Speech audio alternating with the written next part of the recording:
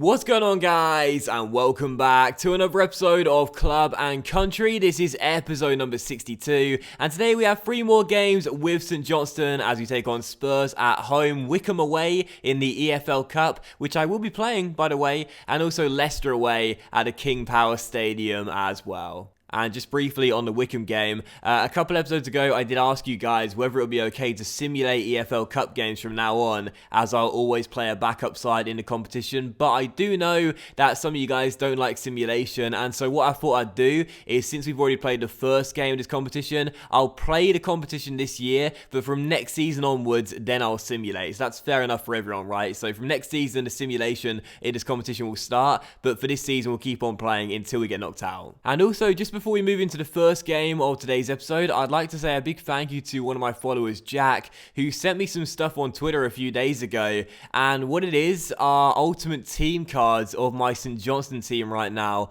on the Foothead site. I'll leave a link in the description for you to check it out if you'd like, and I'll post some screenshots on the screen right now as well. But Jack made me ultimate team cards of all my St Johnstone players and how it currently looks right now. I think it's absolutely awesome, and I really appreciate the work and the effort that went into that as well. So a big thank you for Jack, and I love those cards, and I'd love it if one day, you know, you can get Alex Hunter in Ultimate Team now, if you could have some like career mode new gen / regens and get them into your Ultimate Team as well. That would be fantastic to fuse the 2 game modes together. Alright then, so first game of the episode is against Spurs, who haven't made the best of starts to the season with 0 wins in their first 4 games, but for us right now, we are in the top 4 after the 4 games, and after finishing in the top 4 in season 3, we want to stay there all season long once again. So a big early season game against Mauricio Pochettino and his Spurs side. Can we get the win? Let's hope so. Come on, the Sainties. Reece has to be careful there, but he does launch it long, and Callum will go up for the header and win it, obviously. Why wouldn't he? He's an absolute monster in the air. Tony on the ball, looks for Ryan Christie, finds him, goes down, and the referee gives a penalty as well. He went to pull the trigger. The number 4 prevented him by tripping him up, and the referee points to the spot and gives St Johnstone a chance to make it 1-0 early. Well, we know Tony Watt is a reliable source of goals, last year's top scorer. Can he score his first penalty of the year? And going to the top left, and Tony Watt sends Hugo Lloris the wrong way. I mean, he is just unbelievable. St Johnstone 1, Spurs 0. You knew he was going to score. Tony is just too reliable. You what? Unbelievable strike by Tony right into the top corner. You can have 2 Hugo Llorises in goal for that one, and neither one is getting anywhere close to it. It's right in the top corner. Pick that one out, son. 1-0 to the Sainties. Spurs, poor start to the season. Us, very good. Let's keep this up. Here's Ben Davies for Spurs. Can he hit back instantly? He's round Callum Patterson. Fizzes one into the centre, and they have equalised instantly. Juan Mata, the former United and Chelsea midfielder, puts it in, and our lead lasted for 5 minutes. Ben Davies going down the left, and the former Swansea left-back takes around Patterson, fizzes one into the middle, and the Spaniard is there to tuck it home to the bottom corner. It's 1-1, and already Spurs have pegged us back.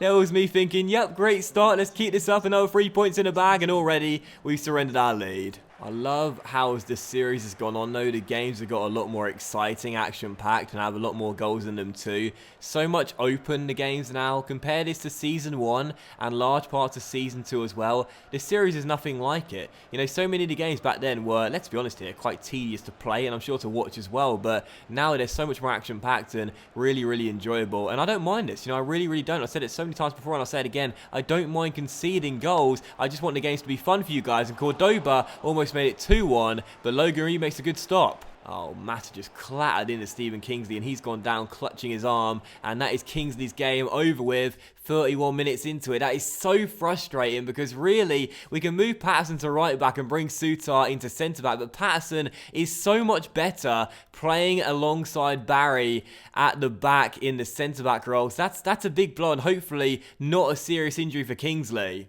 Mata clatters into him. It's a fair challenge, don't get me wrong, from the former United man, but either way, that is very frustrating. We've had so many injury problems throughout this series, and to have yet another one, and I predict that's a broken elbow for Kingsley, and that's a big, big blow. Fortunately, just for club and not for country, knowing we've now qualified for the Euros, but either way, he's going to miss some really key games, and all of our group games, you'd imagine if that's a broken elbow, that'll be in sideline for 2 or 3 months. That's a massive, massive injury there, and and hopefully we'll be able to cope without him. Good tackle, Barry. Well done, son. Puts his head down, wins it back for the team, and now starts a counter-attack. Christie looking for Tony Watt here down the right-hand side. It was skid off the turf, but Watt should keep the ball in play. Burke makes a run down the right-hand side. He's picked out. He'll try and drill in towards McDonald. Surely, yes, Ewan McDonald on the score sheet for the first time this season, and it's St Johnstone 2, Spurs 1. He doesn't score many, but that's an important one just before half-time. We are almost there, 6 minutes on the clock. Can we hang on to a big 3 points early on in the season? As Spurs go and search the equalising goal. Ben Davies goes down the left-hand side here, and the Welsh left-back tries to cross the middle. It's not a bad delivery, but Logan Reed comes out, claims it, and then launches it long towards McBurney, who surrenders possession, and now Walker's on the ball, inside towards Mata. This spells trouble. Shot comes in, Logan Reed again. He's a monster. Final chance you feel for Spurs. They've sent everyone forward for it apart from Lloris. Cross comes in. It's controlled on the edge of the area. It'll drop towards Ben Davies, and Burke is there. And now if we get the ball long, it might drop to the Ginger Nut. What a ball by Oliver Burke, and Rob Hamilton off the bench can wrap the points up in style. And he's done so. I tried to get Lloris to come out. He didn't. But Rob says, don't worry about that, because I'll still tuck it under your body and make it 3-1. He's lost his place in the first 11. But we still love the Ginger Nut. And I've never seen that celebration before, by the way. I've never seen that celebration before, so that was kind of cool for me. Rob did about 75 step-overs, needlessly so in the end, but still squeezes the ball underneath the French goalkeeper. 3-1 to the good guys, and we get ourselves a priceless win early in the season. And the question is the Ginger Nut going to play cam for us? Now that Ryan Christie started the season off so poorly, I brought him on in the cam role to see what he'd do centrally, and he scored the goal that clinched the 3 points. So maybe a position change for Rob. After a few years playing out wide, he'll become the new cam for club and country. I guess we'll have to wait and see. And Kingsley's injury is a fortunate one as well. It's not a broken elbow, it's a bruised elbow, and he'll be out for 8 days. So massive, massive relief on my face right now. Kingsley's a very underrated member of our squad since coming in last season. Fortunately, only out for just over a week. And we're now going to move into the second of 3 games of today's episode. We take on Wickham away at Adams Park. Funny enough, bit of trivia for you here. Adams Park, the first stadium I ever went to as a kid. Don't know why I had that in. But anyway, it's the FL Cup, and I'll just show you the goals in this game as well. No other highlights, just the goals today. And hopefully, despite using a backup brigade, we'll get through to the 4th round. Chance for us to win the game later on here with Hunter on the ball, and he turns his man and plays that wide towards the artist. And Ross is on the ball. Pierre catches up, so Ross takes it round him, flicks it through the gap if you can towards Hunter, nods it on towards the chin strap. Oh, he just miscontrolled the ball, but does win it back and finds Gray surely to win the game later on, which he does in front of the travelling fans. Wickham 0, St Johnstone 1, and with just over 10 seconds of normal time remaining, Gray is going to win us the game and send us through to the 4th round. The backup brigade want to keep their minute, and they'll get some more play time as we're through to the next round. Alright, so there it is then. 1-0 the final score. We are through to the next round. Good stuff. Well, as you guys know, I'm not really fussed about this competition. It's just an extra game in the calendar we could do without, really. But I'm always going to field those weakened teams so the first team don't get tired or anything. So, yeah, why not? Let's continue the cup run. Equality's job under close scrutiny. Equality could be in trouble. His leadership of the national side is up for review, and it's thought the decision could go either way. Fan opinion also seems to be somewhat split on the matter, with a few praising him for his man management skills and tactical nous, whilst others lampoon him for his favouritism towards certain players and lack of passion on the touchline.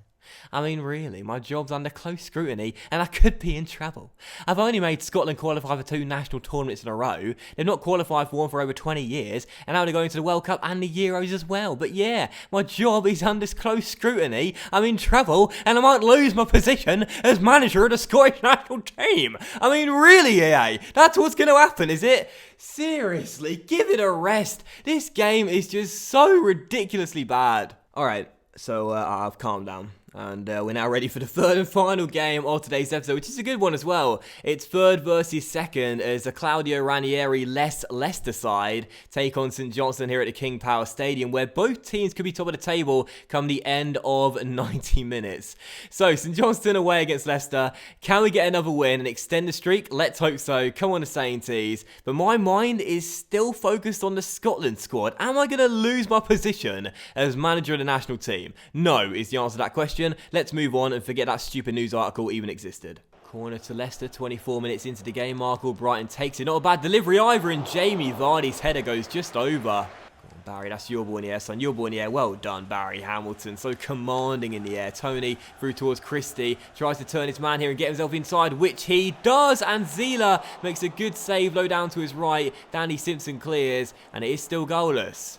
Reed to McBurney. McBurney towards Christie, and a late chance here to win the game. Ewan McDonald on the ball. He'll need some supporting runners. One is Ryan Fraser out wide. Not a bad floated ball to him if he can keep the ball in play, which he can. Well done, Ryan Fraser, with the fake shot. Not a bad cross either with McBurney. Oh, well, that would have been something special for his first goal for the club. Brilliant work from Ryan Fraser to keep the ball in play and deliver a great cross. But McBurney's acrobatic effort goes over the bar and into the stands. So unlucky. And there is the final whistle. A gritty, defensive, dogged display from both teams. Seems the game finished goalless. Probably the right result, that one, and the scoreline too.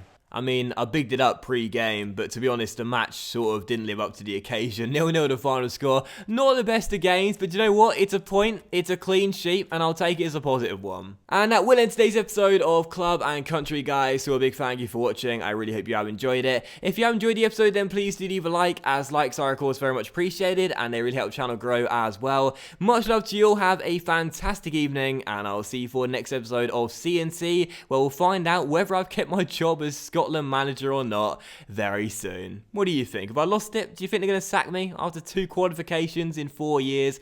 I mean, they might have reason to.